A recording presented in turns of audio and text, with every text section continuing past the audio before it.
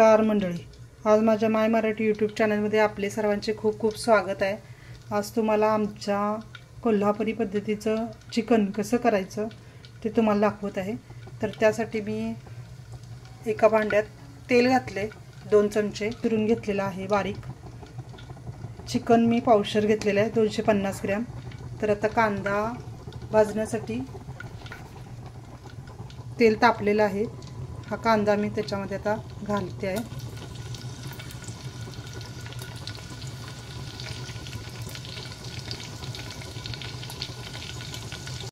भाजत आलेला आहे। त्याच्यामध्ये मी आता 1 चमचाभर हळद घालते, छोटा चमचा हलवून घ्यायचं आहे। त्याच्यानंतर हे चिकन घालते त्याच्यामध्ये। एक 15-20 मिनिटांसाठी शिजू द्यायचं आहे। आता आपण 15 मिनिटांपूर्वी चिकन शिजत घातलेलं आहे, ते पाहू आपण शिजलं का।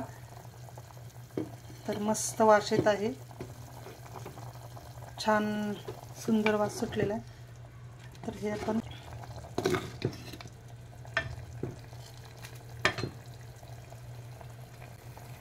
हे तुटतंय म्हणजे हे शिजलेलं आहे, हे बाजूला होते त्यामुळे हे शिजलेलं आहे। आता मी गॅस बंद। कोल्हापुरी चिकन बनवण्यासाठी साहित्य बघा। एक अर्धी वाटी कांदा घेतलाय,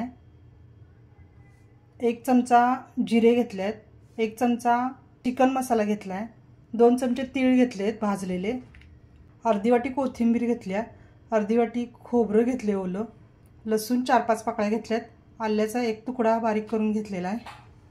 तेल लागणार आहे आपल्याला, हे साहित्य आपण घ्यायचे आहे। आता कांदा मी भाजून घेणार आहे तेलात आणि बाकीचे साहित्य मिक्सरला बारीक करून मसाला करून घेणार आहे। आता मी ह्या भांड्यात तेल तापत ठेवलेलं आहे। आपलं चिकन शिजलेलं आहे, मगाशी शिजवून घेतलेलं आहे। तर आता मी या तेल तापल्यात त्यात मसाला घालणार आहे, जो मगाशी दाखवला मी तो मसाला यात संपूर्ण घालणार।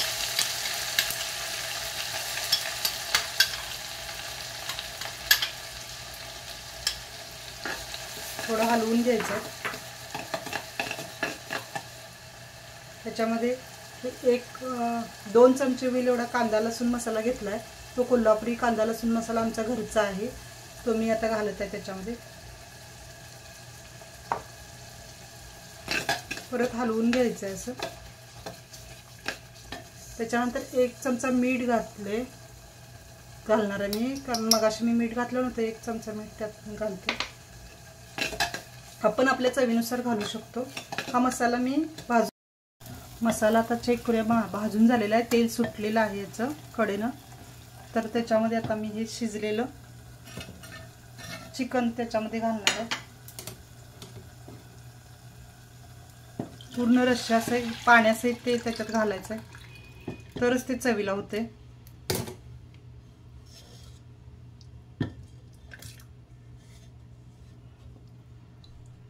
छान तर्री येते त्याच्यावर, मस्त वास सुटलेला आहे। मातीच्या भांड्याचा स्वाद वेगळाच जेवणाचा आहे। आता मी मिक्सरच्या भांड्याला जे राहिलेलं होतं मसाला, तो वाया न घालवता तो मी त्याच्यामध्ये गरम पाणी घालून घातलेला आहे।